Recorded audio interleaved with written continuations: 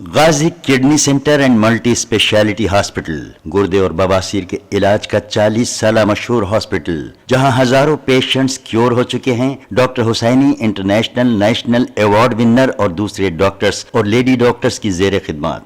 सच news के खबरनामे में आप सबका इस्तकबाल है। आज की सबसे बड़ी खबर आ रही है दादरी से, जहां पर दादरी में सांजरवास में 2 रोडवेज बस के चालकों को पीटा गया है। चरखी दादरी के सांजरवास अड्डे पर 2 रोडवेज बस चालकों के साथ मारपीट का मामला सामने आया है। बता दें कि घायल दोनों चालकों को बौंदकाला समुदाय स्वास्थ्य केंद्र के उपचार के बाद रोहतक पीजीआई रेफर करा गया है। वहीं बौद्धखला थाना पुलिस ने घायल चालकों की शिकायत पर मामले की जांच शुरू कर दी है। बताया जा रहा है अभी तक पूरे मामले का खुलासा नहीं हुआ है, लेकिन ऐसी हैवानियत देखकर दादरी कांप उठी है। दादरी के सांजरवास में रोडवेज बस के चालकों को, जैसे आप वीडियो में देख सकते हैं, उनकी हालत काफी ज्यादा नाजुक है।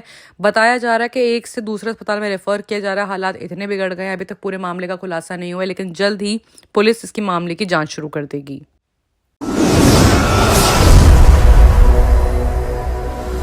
अब अगर बात करें दिल्ली असेंबली की, तो अगर श्री राम इस युग में होते तो उनके घर पे भी ईडी भेज देते। ऐसा विधानसभा में भाजपा पर केजरीवाल बरसे हैं। केजरीवाल ने कहा कि श्री राम अगर आज जिंदा होते तो उनके घर पे भी भाजपा सीबीआई ईडी को भेज देती और बंदूक रखकर उनसे पूछती कि भाजपा में आना है या जेल जाओगे।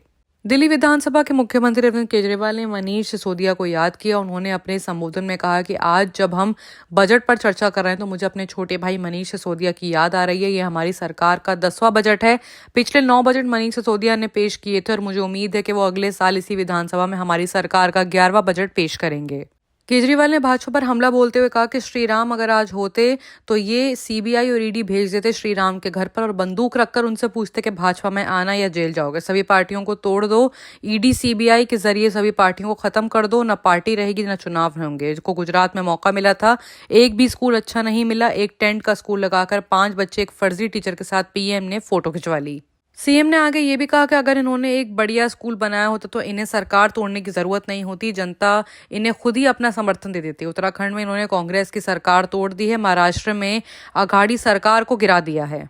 अपनी तोड़फोड़ सरकार बना ली। ये पूरे देश में सभी पार्टियों को खत्म कर देना चाहते हैं। हिटलर ने 3 महीने में सभी को खत्म कर दिया, इन्होंने 10 साल लगा दिए। अगर श्री राम होते तो उन्हें भी बंदूक के दम पर कहते कि हमारी पार्टी में आ जाओ।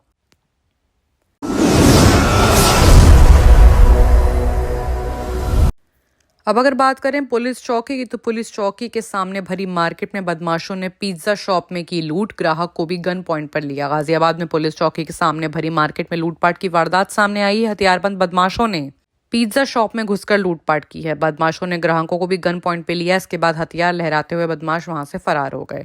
गाजियाबाद में सनसनीखेज वारदात सामने आई है। बताया जा रहा है कि सरेआम भरी मार्केट में बदमाशों ने पिज्जा पॉइंट को अपनी लूट की वारदात का स्टॉप बनाया। नकाबपोश हथियारबंद बदमाश पुलिस चौकी के ठीक सामने पिज्जा शॉप के अंदर घुस गए। यहाँ दुकानदार और ग्राहकों को गन पॉइंट पर लेकर बदमाशों ने 30,000 रुपए लूट कर हथियार लहराते हुए आसानी से फरार हो गए। जानकारी के मुताबिक लोनी बॉर्डर थाना इलाके में 2 नंबर कॉलोनी इंद्रपुरी में स्कूटी सवार 2 नकाबपोश बदमाशों ने तमंचे के बल पर 30,000 रुपए पिज्जा दुकान से लूट ली हैं। पुलिस सीसीटीवी फुटेज के आधार पर बदमाशों को पहचान में जुटी है। बड़ौत में विक्रांत तोमर परिवार के साथ रहते हैं। उनकी लोनी 2 नंबर इलाके में पिज्जा की दुकान है। जुमेरात करीब 8 बजे स्कूटी सवार नकाबपोश बदमाश दुकान में घुस पड़े।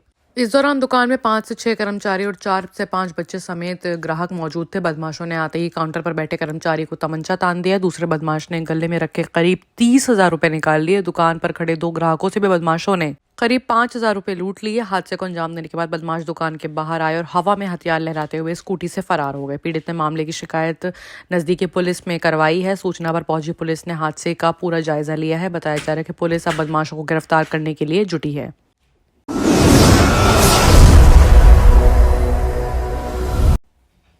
बात अगर आप करें मायावती की, तो यूपी से खबर आ रही कि मायावती का अकेले लोकसभा चुनाव लड़ने का ऐलान। लिखा, बहुजन समाज के हित में बीएसपी का फैसला अटल रहेगा। इंडियन गठबंधन से करीबी बढ़ने की चर्चाओं के बीच बहुजन समाज पार्टी की अध्यक्ष मायावती ने बड़ा ऐलान किया है। सैटरडे को सोशल मीडिया एक्स पर की पोस्ट में उन्होंने कहा कि अकेले लोकसभा चुनाव लड़ने का ऐलान है। बहुजन समाज पार्टी के अध्यक्ष मायावती ने आगामी लोकसभा चुनाव को लेकर बड़ी अनाउंसमेंट करी है। उनका ऐलान है कि बहुजन समाज पार्टी अकेले लोकसभा चुनाव लड़ेगी। उन्हें किसी तीसरे मोर्चे और किसी के साथ गठबंधन करने के अटकलों पर भी रोक लगाती है।